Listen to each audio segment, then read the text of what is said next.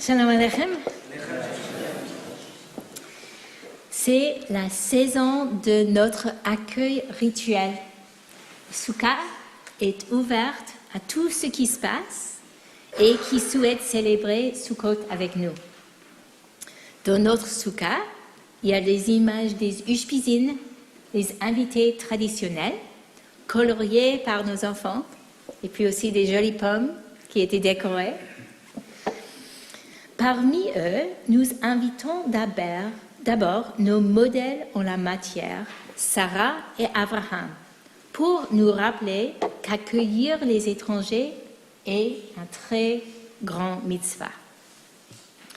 Dans les sociétés semi-nomades, il existe des règles très strictes en matière d'accueil, dont certaines figurent dans le Torah et que nous connaissons aussi par nos amis les Bédouins qui, eux, sont restés très proches de la culture de Sarah et Abraham. Dans ces communautés, offrir l'hospitalité à un étranger le transforme d'un inconnu potentiellement menaçant à un allié. Une fois l'invitation acceptée, les rôles de l'hôte et de l'invité sont fixés. L'invité ne doit rien demander, mais l'hôte, lui, fournit ce qu'il y a de mieux à sa disposition.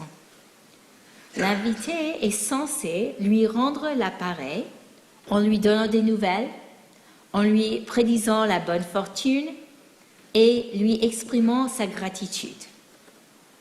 L'hôte ne doit poser aucune question personnelle à l'invité. L'invité reste sous la protection de l'hôte jusqu'à ce qu'il ait quitté les limites du campement de l'hôte. Alors, ça fait changer quelqu'un qui peut venir avec une intention pas bonne à quelqu'un qui était accueilli, qui est une partie, même pour un petit peu de temps, de la communauté. Dans nos vies actuelles, la tradition autour de l'hospitalité relève plus du domaine personnel ou de sociétal. Pourtant, nous rejoignons toutes sortes de groupes où l'accueil est une pratique spirituelle qui transforme non seulement les invités, mais aussi la communauté elle-même. Dans notre groupe de country dance à New Haven, il y a longtemps de ma vie, nous avions une règle tacite. Si vous étiez un bon danseur, vous deviez danser une danse minimum avec un débutant. En général, vous aimez danser avec vos amis. Mais, et que les débutants se remarquent à leur maladresse, ils se déplacent à travers le groupe de danseurs, ils ne comprenaient pas encore les conventions des figures. Alors, lorsqu'ils dansaient ensemble, ils pouvaient faire s'écrouler une ligne entière. Mais lorsqu'ils dansaient avec une partenaire plus expérimentée, ils apprenaient les règles de la danse et deviennent alors de meilleures danseuses. Nous, je pourrais dire, les danseuses expérimentées, avons tous été un jour débutants. Ce que nous avons appris, nous le savons grâce à d'autres qui ont donné leur temps et qui ont investi en nous afin de rendre la communauté plus harmonieuse.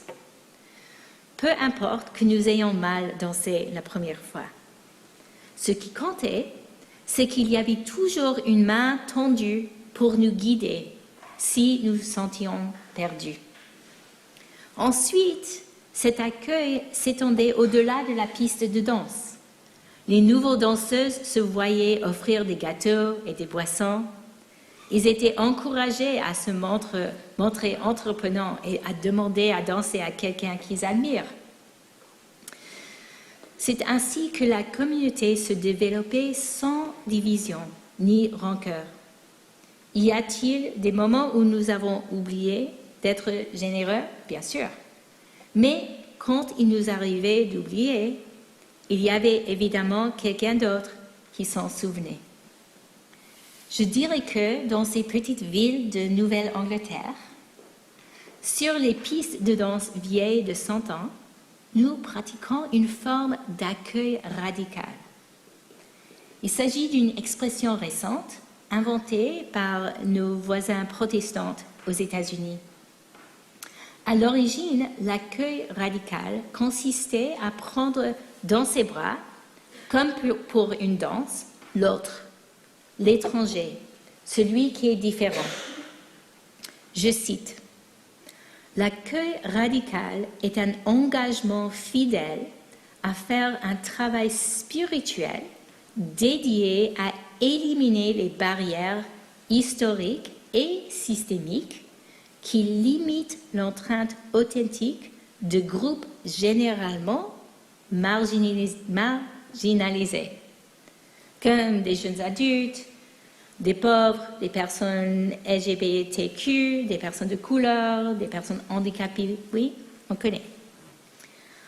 L'accueil radical, tel que nous l'avons pratiqué sur la piste de danse, implique que chaque personne apporte des dons et des perspectives qui aident toute la salle à avoir plus de plaisir à danser. L'accueil radical dans une congrégation comme la nôtre comprend que chaque personne, malgré la différence entre lui et nous, apporte des dons et des perspectives qui aident la congrégation à vivre une expérience plus significative. Lorsque je regarde nos membres, je vois que nous avons été magnifiquement guidés par Rabbi François pour accomplir le travail le plus difficile de l'accueil radical, celui d'être au-delà de l'altérité de l'étranger. Nous faisons preuve de curiosité et de générosité. Je vois des gens qui ont franchi nos portes pour la première fois cet été et qui sont maintenant engagés dans la vie communautaire. Mais, en cette nouvelle année, pourquoi ne pas aller un petit peu plus loin? Et pourquoi ne pas faire d'autres innombrables petits gestes pour que l'autre, l'étranger, le nouveau venu, se sent valorisé? Souriant en entrant dans la synagogue, comme en sortant, invitant ainsi les gens à voir combien il est important et agréable de faire partie de notre communauté. Ah, j'ai dit au Kiddush, partagez votre morceau de challah, mais maintenant qu'on ne le fait pas, restez à côté de peut-être laisser à quelqu'un de nouveau à choisir leur morceau de challah avant vous. Essayez d'engager la conversation avec une personne qui vous semble isolée au lieu de rester avec vos amis. Pourquoi ne pas partager une tasse de café avec quelqu'un dans cette salle ou un repas de Shabbat? Pensez-vous que ces gestes pourraient contribuer au bien-être de notre communauté?